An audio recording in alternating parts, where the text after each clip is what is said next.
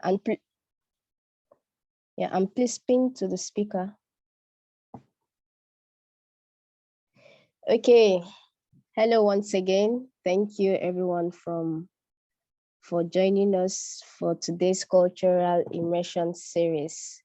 I can see a lot of us here in Pakistan. I want to know more about Pakistan. So we have people from Ghana, Kenya, who flew in all the way from these countries to join us in Pakistan. So welcome everyone. And our esteemed speaker from Pakistan, Jawaria Shahzad. So I'm going to be doing a little introduction of her just before we start.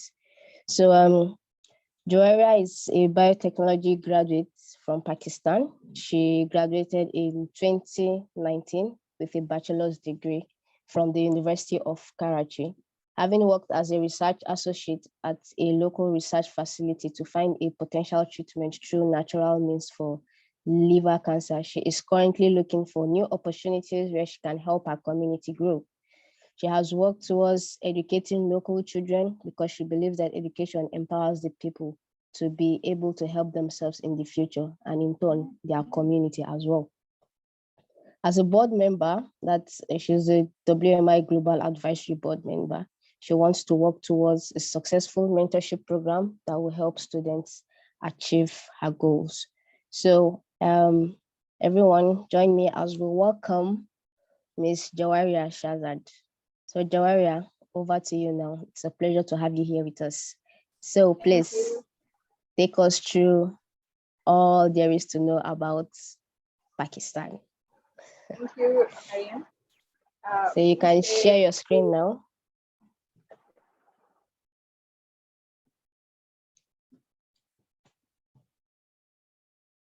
When we meet our friends in Pakistan, it's Assalamu alaikum, like we say in all of Muslim countries. Okay, so everyone. Wa alaikum salam.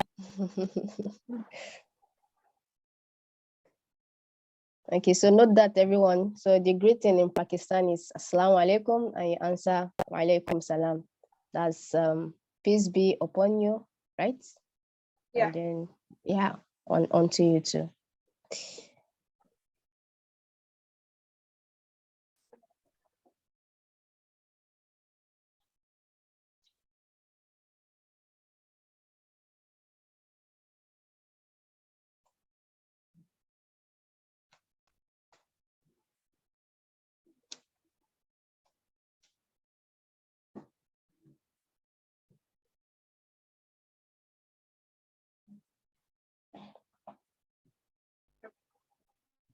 So hello everyone, joining from different parts of the world. I'm here to tell you about the culture of Pakistan, my culture. And as you can see in the picture, we have a lot of cultures that we comprise in one city, one country. And our capital is Islamabad. Okay. And this is the national flag of Pakistan, crescent moon and a star. So a little bit of history before we start. Pakistan was a British colony, and it was part of a bigger subcontinental area where there was India and Bangladesh as well. We were one country before as a British colony. And in 1947, we got independence on 14th August. We celebrate 14th August as Independence Day here. And we partitioned from the rest of the countries as well. We were separated from India and from Bangladesh later on. So, and then we were known as the Islamic Republic of Pakistan. This was the effort of our leader, Muhammad Ali Jinnah. That is who you will see on the currency of Pakistan if you come to Pakistan. We say him Qaid-e-Azam as well. That means our leader. And he was the leader of All India Muslim League that led Pakistan to independence. He was a freedom fighter, and he gave us independence. So Okay, and then since then, Pakistan right now is practicing democracy. We keep shifting from democracy and from military authority as well. And we are known as Islamic Republic because the majority of people here are Muslims. We practice Islam as our religion, and we have Sharia law. That is the law that was defined by our religion. We try to follow that. So we also have minorities, Christians and Hindus. They practice their religion freely here. It's nice to see everyone living together. So the different cultures are from different parts of Pakistan. We have Balochistan in this area, Pashtun, as you can see in the picture, and Sindhi. So there are 4 provinces: Balochistan, KPK, Khyber Pakhtunkhwa, Sindh, and Punjab. I'm living in Sindh, and Karachi is a part of Sindh. So because the whole country is only divided into 4, every province has within itself has a lot of cultures. So I'm not exactly Sindhi, but we see Sindhi people here and practicing their culture. So let's see. Just as so many places are here, we have languages as well. Urdu, that is, as you can see, that is written. Urdu is our national language. And other languages that people speak here are Punjabi, Sindhi, Pashtun, Balochi, in the respective areas. The dialects and the writing is almost like Urdu itself, but they have different letters as alphabet.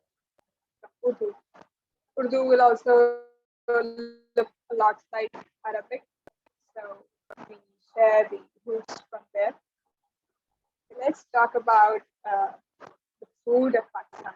So we have a lot of variety of food and mostly spicy food. If you're into spicy food, then Pakistan will be able to entertain you very well. So in Punjab, we have this paratha. We call this paratha, and this is a sauce. This is how I can tell you, with a lot of vegetables and all. It's all not very spicy. As you can see, there's chili right on top as well. So very spicy food. This was from Punjab. In Sindhi culture, they mostly consume fish, seafoods. These are tarkari, what we call it, all spicy food. This is the bread that we consume with. Mostly, our staple food is rice. We take most of the things with rice or with wheat-based bread. We call it roti. Or this is all again very spicy. In KPK or in the Pashto tradition, we have saji and a lot of barbecue and that sort of food. Again, there's another bread called naan here. So this is what we consume with these food.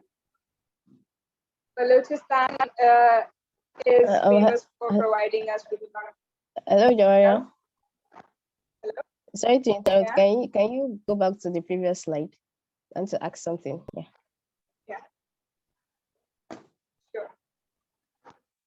So this food, by my rights, what is it like? It looks more like bread or something. Or is it cheese or what's it? Was it? This food? Okay. Oh. What are you asking? I'm sorry.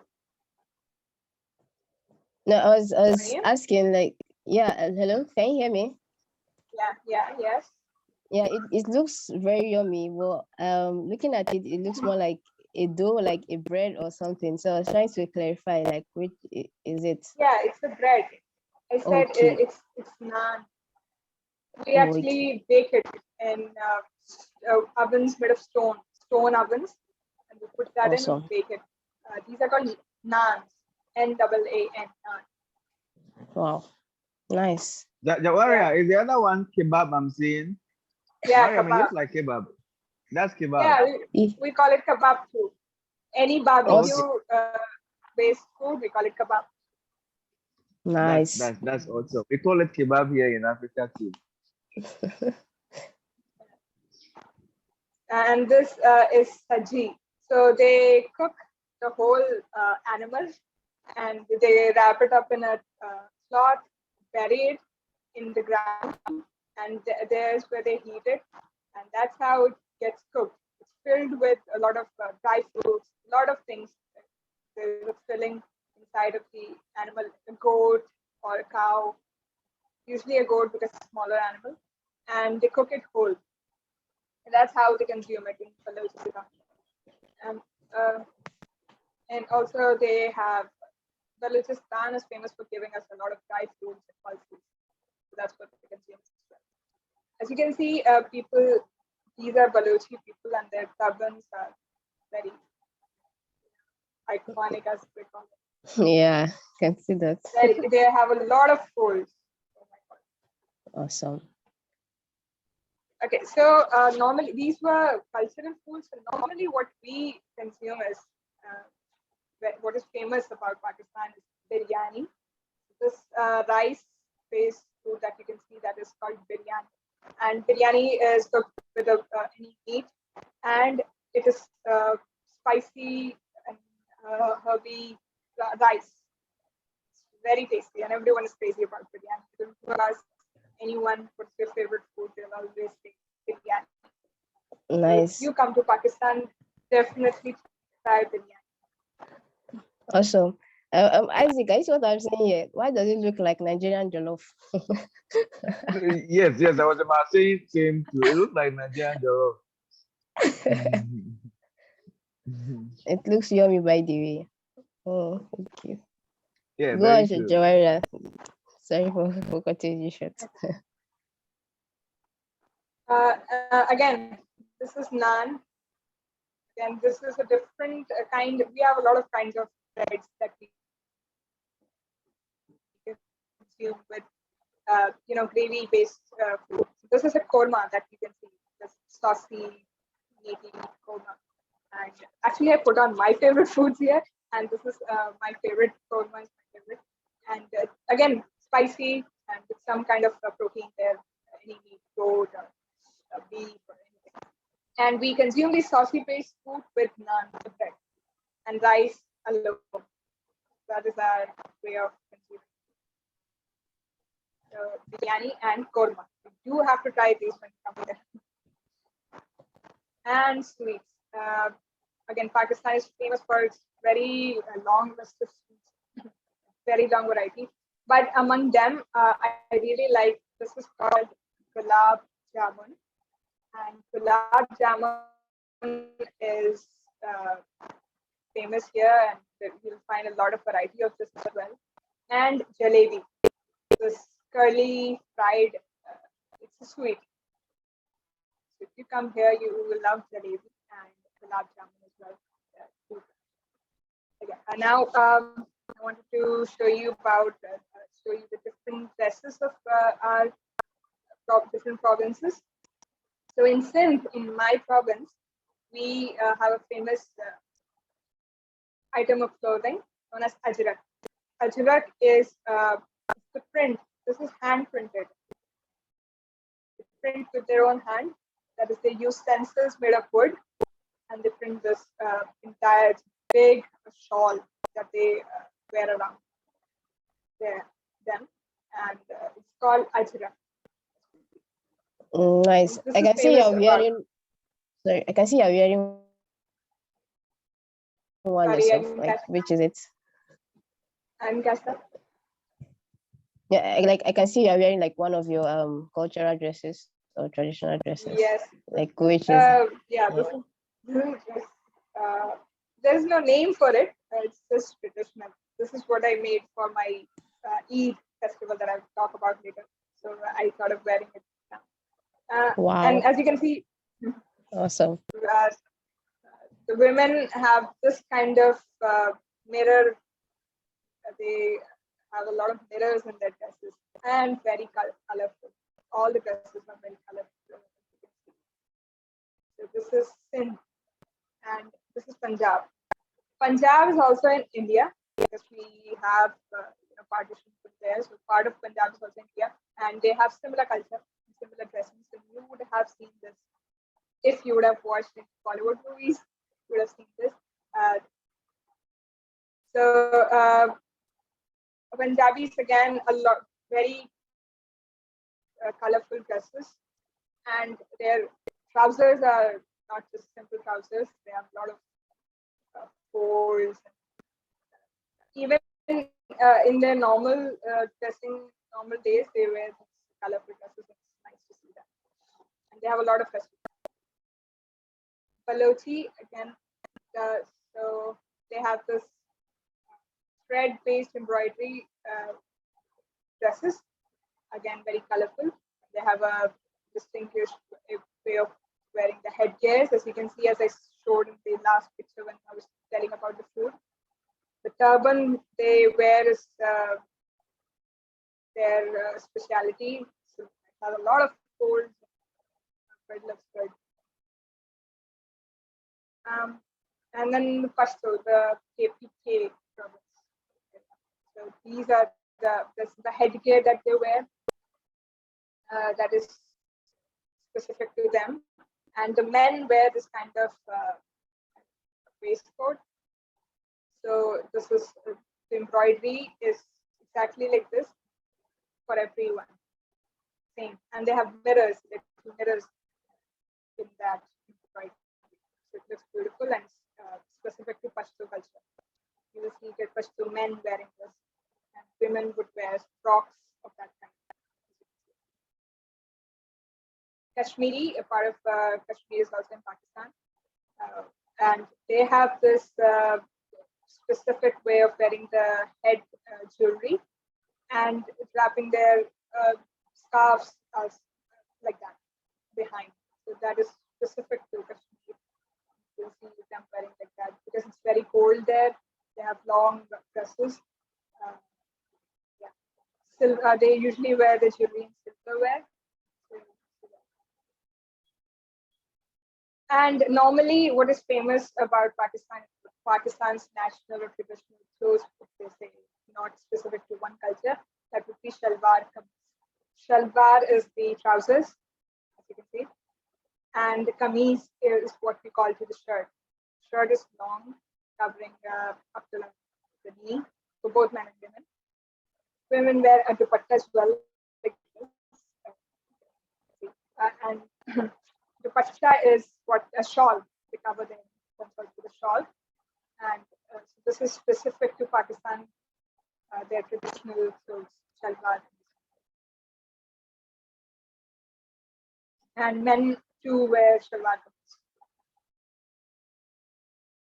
Okay, our festivals. So we, as I said, most of us are Muslims who practice Islam. So we also celebrate Islamic festivals that all the Muslims around the world celebrate. We don't have any other specific festivals except the Independence Day, and then there is Eid. So we have two Eids, and one Eid comes after the month of Ramadan. A lot of people would know about it.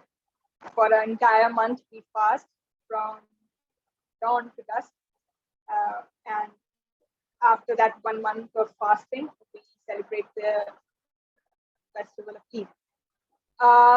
The tradition of our Eid day is the night before, especially for women. They go out, they go out for shopping until morning. They keep shopping. Here in Karachi, it's like that.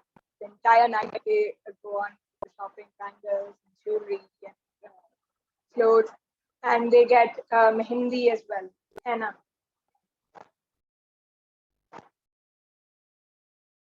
This on others, it's a kind of tattoo that they get on their hands, and this and jewelry and shopping and all this goes on for entire night. The night before, we call it Chand Raat, means the night of the moon. when we sight the moon for Eid. We call it Chand Raat, and that night is a very busy. The next morning we go to mosques and pray in the morning, and then spend the time with our families. We have a special dish sweet dish that we consume. It's called sivaya. I couldn't get a picture of that good one, but it's like a pasta in milk, very thin pasta in milk. It's something like that. It's called sivaya, and we consume that with dry fruits. So that is the specialty of Eid in Pakistan. Uh, and the second Eid that we celebrate, that is we sacrifice any animal, goat or cow, or any. There are specific animals that are told to us by Islam. That's what we focus on. Mostly cows, and we decorate those cows as well. Like as you can see, we decorate everything. We decorate ourselves, we decorate our cows, trucks that I'll show you now. So we decorate the cows as well. We make them pretty, and then on Eid we sacrifice the animals as part of our tradition and religion. So Eid again, this Eid too goes on like that. Same celebrations and everything, but we sacrifice. So Mariam once told me that she loves the trucks of Pakistan, and so I thought that I would show the trucks. So we are famous. Pakistanis are famous for the very beautiful trucks that they decorate, and all the trucks, buses even, are decorated this way in Pakistan. Even the auto rickshaws. These are called rickshaws. These are easier way for us to travel around, and these are decorated just like that too. So I think my presentation has ended. Do you have any questions, or shall I say something more about something else? Yeah, Isaac is asking, like, is there a reason for designing the trucks, or is just something like kind of part of your culture? But I think it's beautiful. It's awesome, Yeah, like it's fun. mixing your culture with yeah, go on. Yeah, it's just part of our culture. We just like to decorate it. No reason behind that. All the trucks like that are decorated this. I don't know for what reason. There's no reason. They just like to, decorate the trucks and buses. Even our public transport buses are decorated the same way, just like that. Awesome. I think it makes sense, being that your country is one known for beautiful decorations, and one that is that have a lot of creativity. Like I think we Colors. could see Yeah. that from, yeah, exactly. Could see that from your dresses and all. That makes sense. Do I have any Someone questions? is asking, I know you already mentioned during the Eid, like you kill any type of animal, but Molly Grace is asking, just to be clear, that she's asking that I hear you don't eat meat because it's your god. Is this true? Okay, no, you're confusing Islam with Hinduism. Those are in India, and they are Hindus. We are Muslims. They are different. In India, they practice, majority of the people are Hindu there, and they consider one of their gods is cows. We don't. We actually sacrifice cows. And, we eat them. As you would have seen in the art cuisine, a lot of food is meat based, goats, cows, chicken a lot, and all these. We don't have any restriction like that. Okay, awesome. I guess that answers your question, Molly. Okay, as regards to that now, this person is asking, your dressing is very similar to that of Indians. So do you have any historical links with India? although I think you mentioned that at the first part of your Yes. presentation, but it would be good if you can just pick up.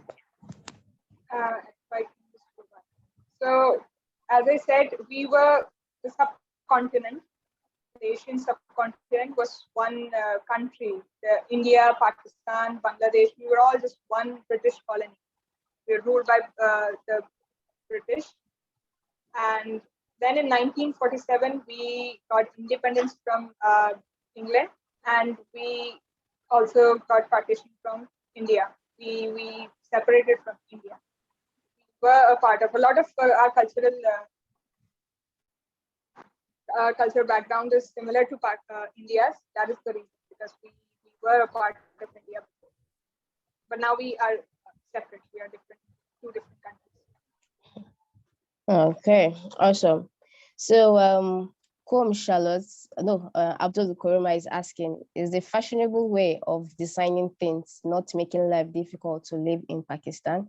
To me, I think it's you guys, that's what is unique about you guys. It's like part of your life. So, but I think, Jawaria, you can just train more light as we can start. I think it may be difficult for some people if they are not used to it, but it is a part of our culture. We have been doing it, and people love a lot of colors. They say we come alive through colors. If you wear bright colors, they say we feel alive. And all these colors, this much decoration and all. This is part of our way of expressing our happiness and festivities.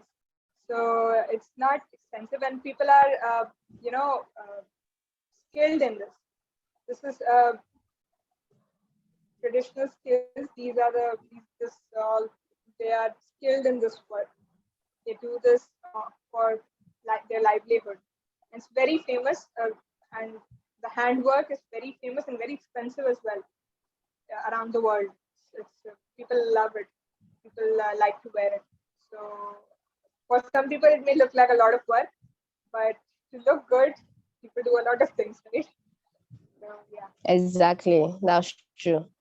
Like I said, I think it's part of your culture, your way of life. And then if you're passionate, if you love something, I don't think it's a bit difficult for you. It just becomes part of you, and then you love what you're doing, regardless of whether it's difficult or not. So that makes sense. Yeah.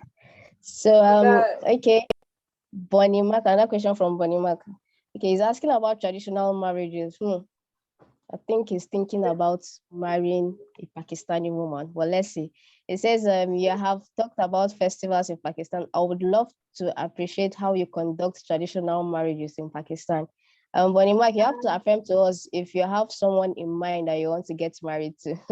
He said, how about intermarriages? Do Pakistani marry men or women from other countries? See?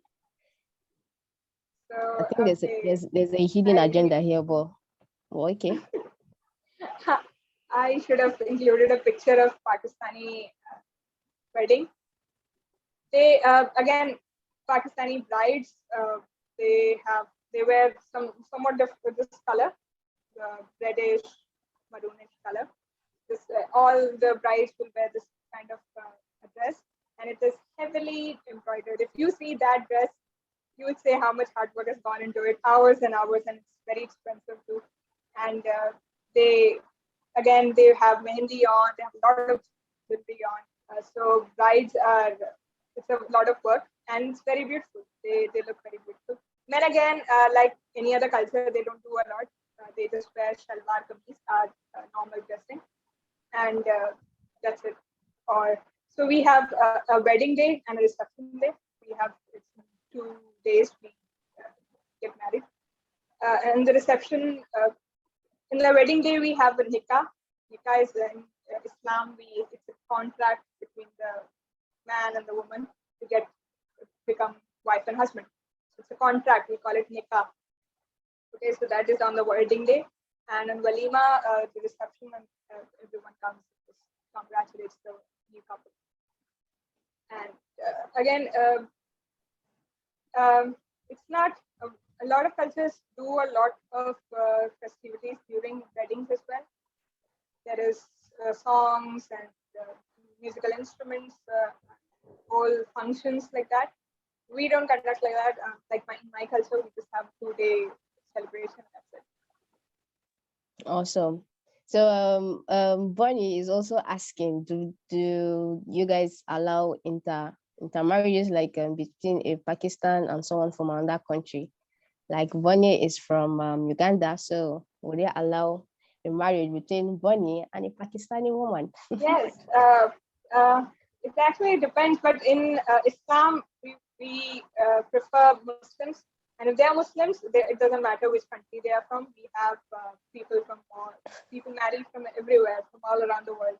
If they are Muslims, they marry.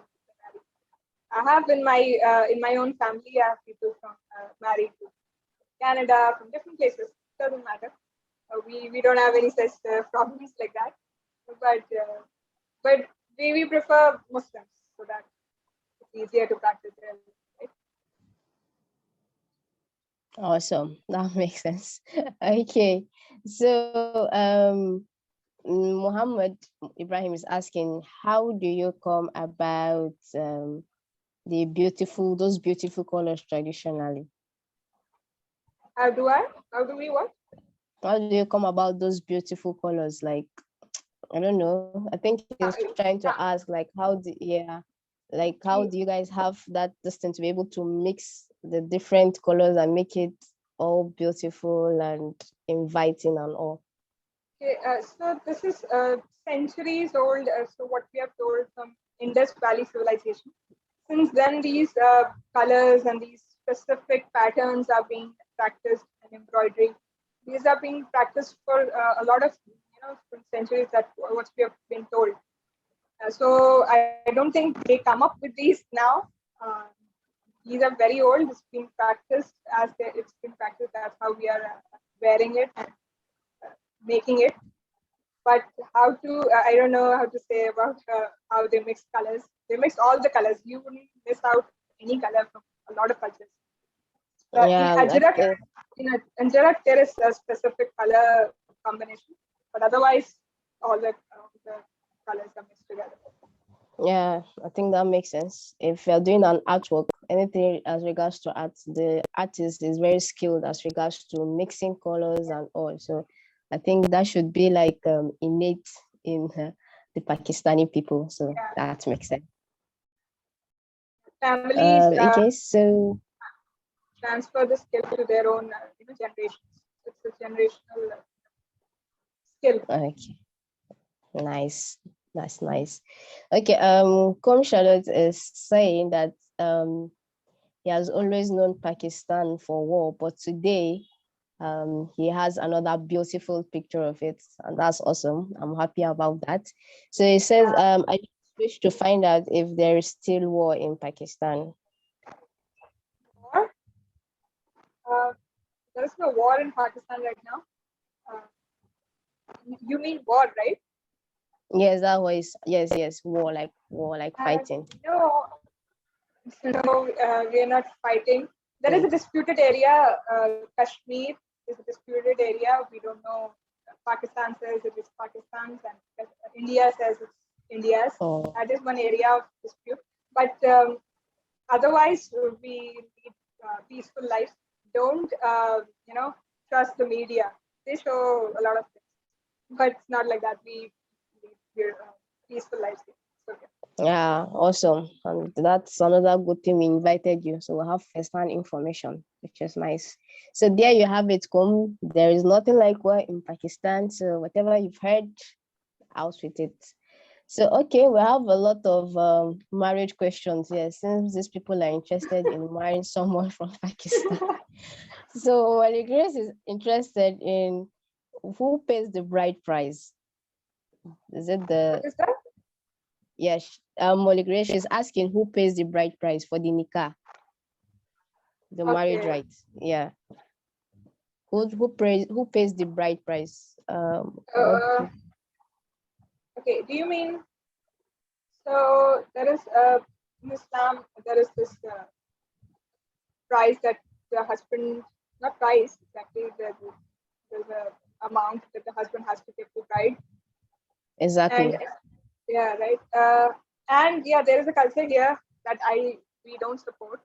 but there is a culture of dowry that Pakistani women, the family of the bride has to give, furniture and money and all that to the groom. So this was practiced a lot before. Right now, it's being considered as bad, and we are trying to come out of this. So this was the culture, yeah. Yeah, that makes sense. I think you speaking about it, it kind of looks similar to the culture of those in northern Nigeria here, like northern Nigeria. So like when you get married, aside the man or the male paying the bride price, and it's the female will normally provide like furniture, kitchenwares and all other things to furnish the house and everything. So the man just provides the house, the structure, and then the woman provides the furnishing. But okay, that sounds cool.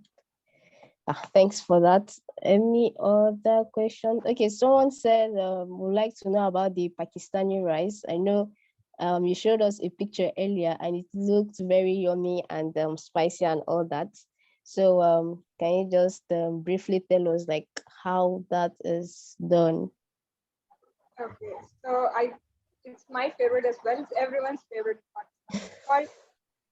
It's called biryani, and Yeah. it's colorful as well, and it's spicy. It's very spicy. It has some kind of meat in it, chicken or beef or mutton, and it also has potatoes if you want. So everyone makes it differently, and whatever you prefer, you can add in it. But basically, this is how it looks everywhere. It's orangish color, and it's spicy. Yeah. So that's all. If you want the recipe, you can find it easily on YouTube or you can make it. Awesome. So if you're looking for I think it was Victoria that asked that question. So if you're looking for the recipe of the biryani rice, you can find it on YouTube. Yeah. Okay. So Muhammad is once again asking, do you have a culture that is universal? Like, is there any other culture different from other ethnic groups in Pakistan? I think she already mentioned this earlier when she mentioned the Punjabi and the rest, but maybe you can just briefly touch about So that. Yeah. So as I said, different cultures are there. Different because we have 4 provinces, and every province has its own culture. The culture of Sindh has these specific, dresses that they wear. This is Punjab, the women of Punjab. Balochistan has these people. They, I would like to draw your attention again to the trousers. Look at the trousers of the man there. It's very, a lot of folds. Yeah, it's huge. If you unfold it, it's huge. And they wear this, and the turbans again, like very huge. So this is their culture. And this is Pashto or Pathan, that's what we call them. And the men wear this waistcoats that are embroidered with little mirrors in it. And women wear frocks like and Kashmiris. Yeah, these are the major cultures that we follow. And normally, we wear shalwar. Awesome. There you have it, Mohammed. So you have the Pashtuns, right? The Kashmiri and the Punjabis. Yeah. Yeah. Yeah. I just love the embroidery. Like it's so beautiful, colorful. It's different for every culture.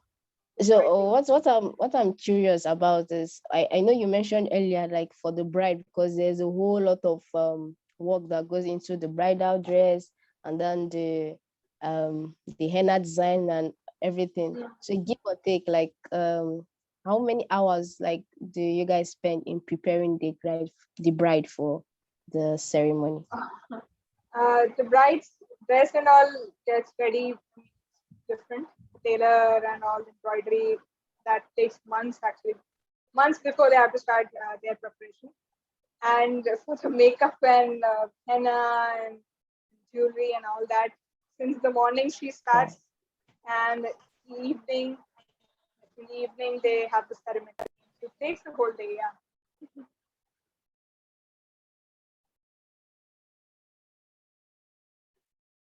So if you want, I can share the Wow. picture of a bride. Okay, I think that's basically all the questions we have. Yeah, Bonimark is saying that I've got clarity on Pakistan. Please send my greetings to my friends, Royal HE. That's what Royal Emirate, or I don't know the full meaning of that, or it's not coming to my head right now. Arif Alvi and I think Prime Minister, right? Shehbaz Sharif. Okay. So okay, that's the end of all the questions we have. I think we've learned a lot of interesting things about the Pakistani culture. Thank you very much, Jawaria, for taking us through a world tour on Pakistan. Yeah, it was very nice and awesome. A lot of yummy foods, and I would love to try out that biryani rice. I would like to know if it tastes the same as the Nigerian jollof, actually. Like Yeah. to see that too. Yeah. So one last thing, that the bride that they're asking for dresses. Okay. So I thought of sharing. This is basically how different varieties of this kind of dress. That's what the brides wear, and that is how they get ready to. You can see a little bit of mehndi henna on their hands. Yeah, that is how. It's very. That's a whole lot of artwork. You say? Yeah. Those are really, really nice. Yes, Yeah. that's like a whole lot of artwork there. Like, it's really beautiful. Exactly. So you can see how much work would have gone into it. Yeah, seriously. Okay, so what's the official language? I think she mentioned that earlier, but what's the official language of Pakistan? Urdu. Urdu is the official language. Okay. Urdu is the It's very official similar language of to Hindi, that if you would have seen any Bollywood movies, what they speak, similar to that, but we write it differently. Okay.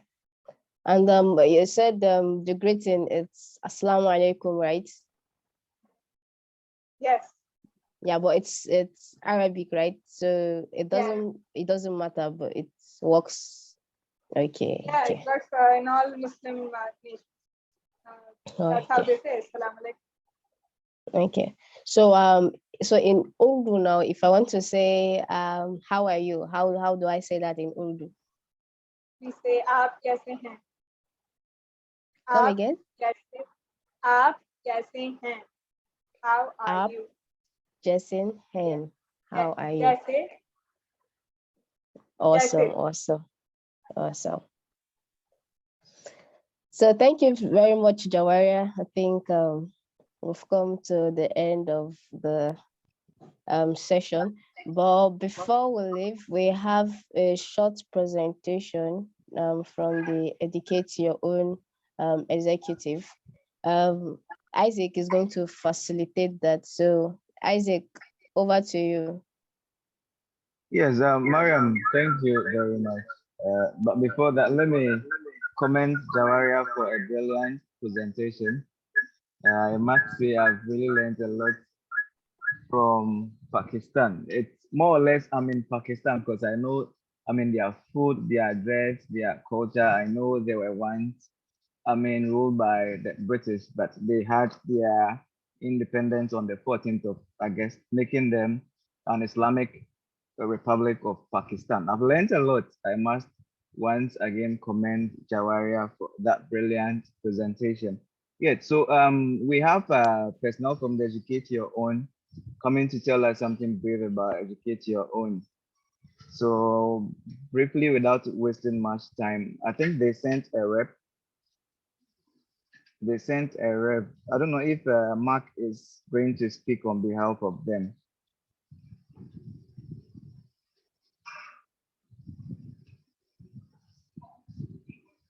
Hello?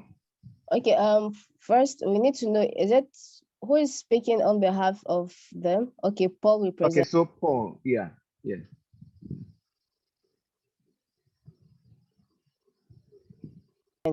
Okay, so I would make transfer him from, or make him a panelist so he'll be able to talk. Exactly, exactly.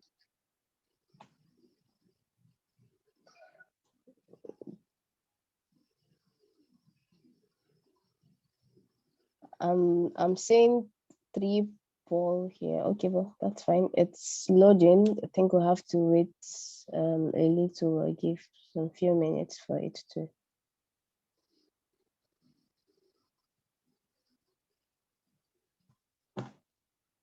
Okay, awesome. So Paul, I think you can speak now. Unmute yourself and go ahead and give us what Thank you you have. very much. Thank you very much, Mariam, for this opportunity. So my name is Paul Omondi, EYO chairperson. EYO simply means Educate Your Own initiative under WMI. And today, I'm just going to share with you what EYO is, what we do, and our future plans and aspirations. So just to begin with, EYO is just a fundraising platform and a campaign under WMI. And its main goal is to provide funds for our student scholars who in one way or the other might be facing financial challenges during their course of study. So what EYO does is that it rolls out a scholarship fund system, which is meant to supplement what the WMI is already awarding to our students. So EYO was founded back in 2018 by a graduate scholar. This was Johnson Abuto. And up to now, today, we have a team with me. So I'm the chairperson. And then I have the communication officer, who is Flavia Nabareka from Uganda. We also have our chairperson, our treasurer, who is Alexander Osei from Ghana. And also we have our secretary, Edwin Boaki from Liberia, who is also a student scholar who joined WMI in 2021. And therefore, with that, so what we do with EYO, we currently depend on graduate scholars who are our main source of funds, donation. And we do this whereby the graduate scholars do support us by donating whatever they have, anything as low as $5, and then the funds are being kept by the WMI main office. With regard to funding, what we do in funding, Colin. we have, Colin. pardon? Yes? Are you getting me? Yeah, Paul, Isaac? sorry, you can please Please proceed. go ahead. I don't know what, yeah. Okay, thank you. So what we are planning as EYO, currently we've already worked on application, and we have a form. We shall be rolling out a link for our student scholars to apply for funding. And this one will be done from June 1st. So application will be open from June 1st up to 30th June, whereby they have an opportunity to apply for this funding. And then we shall be heading to review between 1st July and 30th July. And therefore, thereafter, we shall be announcing our winners the first week of August. So up to there, I'd like to welcome, I don't know if there's a possibility, I welcome our treasurer, Alexander Osei. I don't know if this is possible, Isaac. Yes, it's possible. What's his name again? Sorry. Alexander Osei. Alexander Osei. There is no Alexander Osei here. I think we happen to use the same link, which was shared. Okay. Yes.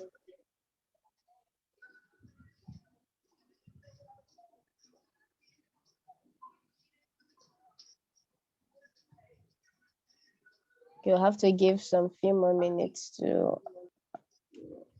Okay.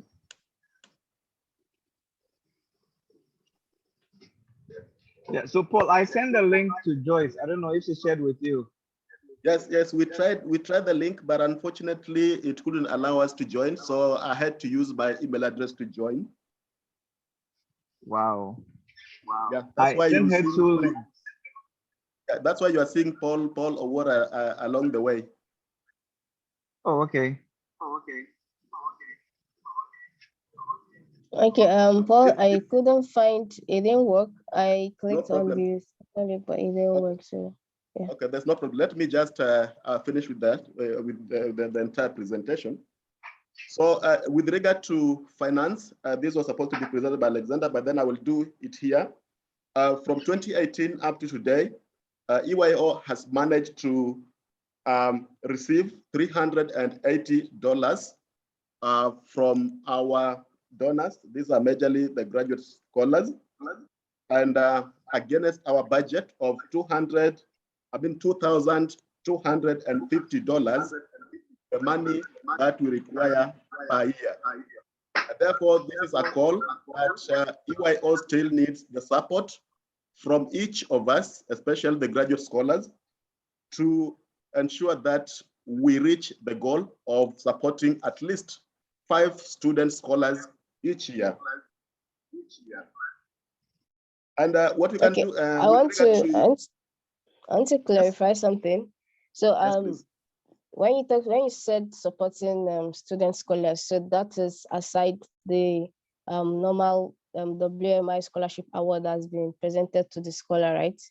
So yes, they are yes. providing support for other activities, other educational activities outside the one that's being funded by WMI. Yes. Awesome. So basically, it comes as a supplementary. It's more of a supplementary, so just to help you, to assist you with where there is a deficit. Awesome. That's nice. Okay. So for our graduate scholars and potential people, so we have 3 main ways of sending your contributions. So the first method is through bank transfer. So if you're in a country whereby you can do bank transfer, before you do bank transfer, you'll need to get in contact with Nicole. So Nicole will guide. Also, you can also reach out to us. However, Nicole will assist with bank transfers. For those people who come in countries whereby PayPal is accepted, you can use PayPal or Facebook. So that's through the website. So these links are available in the EYO website and WMI. So what you need to do is that whenever you make a contribution, you have to specify that it is for EYO initiative, so that it doesn't get confused with the main WMI project.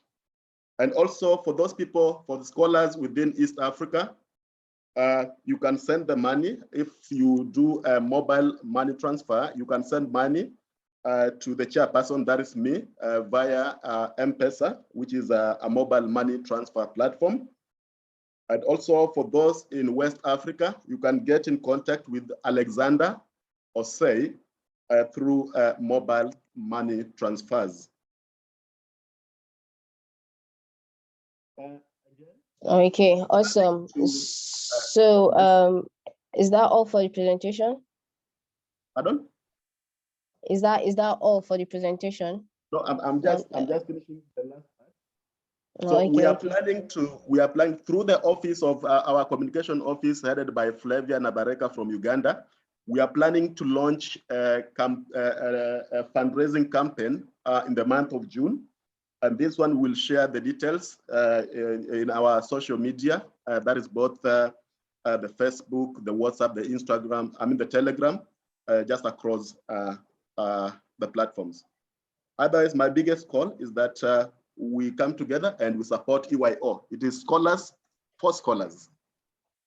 Okay, awesome. Thank you very much for that wonderful poll. I think it's great what you guys are doing. Thank you for what you are doing currently. So if one needs more information as regards to what you just presented just now, can you tell us who to contact, a contact person, and how to contact that person? So did you get me? Yes. If Okay. come up again, please, Miriam. Okay, no, I think I've seen it. So I was saying, if one needs more information or clarity as regards to what you just presented, I was asking the person to contact and how to contact that person. But I think you just pasted it on the group chat, or someone just did rather. Yes. Yes. So Okay, you can contact any leadership person. Okay. So Yes. okay, awesome. So okay, thank you very much, Paul. Thanks a lot for sharing this wonderful initiative. So would encourage, since like you said, scholars for scholars, right? So I would encourage that if we all are up to it, are capable, as you mentioned, as little as $5, right? Yes.